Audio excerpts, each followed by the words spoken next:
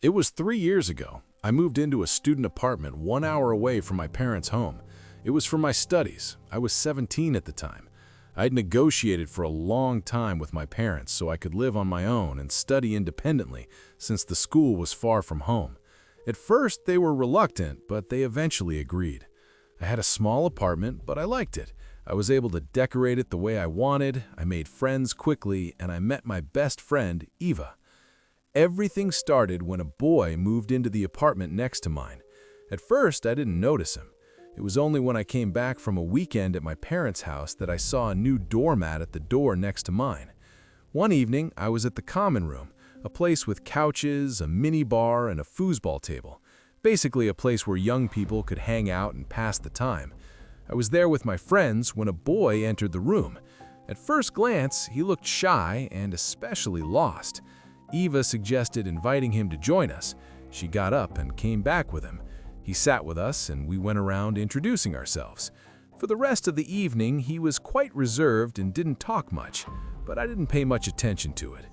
As we went back up to our apartments, Eva discreetly told me, "Did you notice that he kept looking at you? I think he likes you." I just smiled because at that time, boys didn't interest me and I was more focused on my studies. Wednesday was mail day. I went down to my mailbox to get my mail.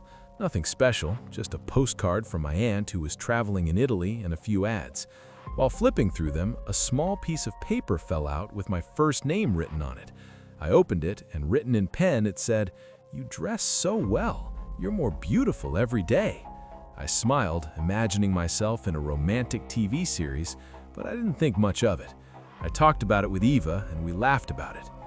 One evening, I was working in a small restaurant near my school to earn a bit of pocket money to buy groceries during the week and occasionally treat myself to some shopping. That evening, he came in. For the story, I'll call him Dylan. He sat at the bar and I went over to take his order.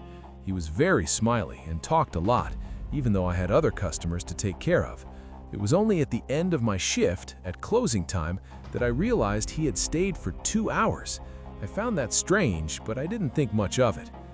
We went back up to our apartments together. I was about to say goodbye before going into mine, but he hugged me. I was surprised. He said, "I'm happy to have a friend here. You're one of the only ones." I was very surprised because we barely knew each other. The next day, I went to school and ran into him in the hallways. He came over to talk to me. We chatted between classes, but the conversation was only about me. He asked questions like, "What city do your parents live in? What's your class schedule? Do you have a boyfriend?" But when I asked him questions about himself, he dodged them and always brought the conversation back to me. In the days that followed, I kept running into him every morning on my way to school, in the evening when I got home, sometimes even in the school hallways. Even though before we hardly ever crossed paths, I found it really strange. I talked about it with Eva and a few friends, but they all told me that maybe he just had the same schedule as me. I had thought that the little note I received in my mail might have come from him, but I didn't mention it to him. One day, while I was cooking at home, the doorbell rang. I thought it was Eva coming to pick up some of her things, but when I looked through the peephole, I saw Dylan, and he was already smiling. I hesitated to open the door, but I did anyway, reluctantly. He was holding a box of Ferrero Rocher chocolates. He handed them to me and said, "This is to thank you for being a golden friend." I thanked him and closed the door. That evening, in front of the TV, something clicked. I was eating the chocolates when I remembered that the day before, I had gone grocery shopping with a friend and we had passed by the candy aisle. She bought chocolate and I had told her that Ferrero Rochers were my favorite, but since they were a bit expensive, I preferred to wait until next month. What was strange was that I hadn't seen Dylan in the store at any point, and I didn't remember telling him that I loved Ferrero Rochers. It bothered me a bit, but I thought maybe he had asked Eva, so I talked to her about it, and she told me he had never gone to see her. We both found it strange. As the days went by, I kept running into him more and more, and every time he came to talk to me. Honestly, it was becoming annoying. I talked about it with some friends who simply told me to tell him the truth, that it bothered me and that he needed to keep his distance. So one morning in the school hallways, I went up to him, stressed, and told him the truth. "Dylan, you're very kind, I know we're neighbors, but I feel like you're following me and you think you're very close to me even though we barely know each other. You understand it's not against you, but I'd like you to keep your distance." At that moment, his face fell. He looked angry and a bit sad. It was hard, but it was better that way. Just before the end-of-year holiday period, my cousin came to visit me and stayed at my place for 2 days. We spent a good time together, and I ran into Dylan less and less. When I did see him, he didn't even look up at me. I think he was hurt, but I preferred that to him following me everywhere and talking to me non-stop. On the day I walked my cousin to the train station so he could go home, I came back and ran into Dylan in the hallway on our floor. He said hello, I said hello back, and before I went into my apartment, he asked, "That boy, is he your boyfriend?" I told him no, that it was my cousin who had come to visit me before the holidays.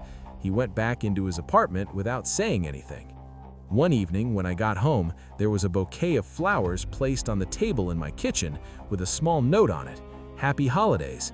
I immediately understood it was from Dylan, but what bothered me was that the bouquet was inside my apartment. Dylan didn't have the keys to get into my place, and above all, he had no right to do that. I took the bouquet and went to ring his doorbell. I'll admit it, I was angry. He opened the door and I said, "Listen, I'm not gonna repeat myself again. I'm sorry, but I'm not interested in you and I don't want your gifts either. So please, don't waste your money. Give this bouquet to someone else." His face fell again and he just replied, "Okay." I asked him how he had managed to leave the bouquet in my apartment, and he simply told me that the building caretaker had opened my door so he could put the flowers inside. I didn't look into it further and went back home. One night, I was asleep in my bed when my doorbell rang. It scared me. I woke up with a start. I looked at the time on my phone. It was 3 a.m., and I wondered who could be disturbing me at that hour. I got up quietly and looked through the peephole, but the hallway was dark. I couldn't see anything. I stepped back slowly, and then there was a soft knock on the door. From the other side, I heard someone whisper, "Open, I just want to explain myself." I recognized Dylan's voice. I was terrified because it's not normal to do that kind of thing at 3 a.m. At first, I wanted to check that my door was locked, but if I made noise, he would know I was awake. So I simply went into my bathroom, the only room in my apartment that I could lock. I thought he would leave, but he kept knocking on the door harder and harder. I was terrified. I took my phone and messaged Eva. Of course, I got no reply. No one is awake at 3 a.m., especially during the school term. Then I heard a metallic noise. That's when I realized he was trying to force the lock. My heart started racing, but I took my phone and called the police. I was so stressed that I could only give my address, my floor, and my door number. The operator told me she would stay on the line until the police arrived. I could feel him pulling on the handle, and I knew time was running out. What would happen if he managed to open the door before the police arrived? The longer I waited, the harder the blows on the door became. At one point, I heard loud footsteps in the hallway and someone shouting. My heart finally calmed when I heard knocking on the door and a man shouting, "Open up, miss, this is the police."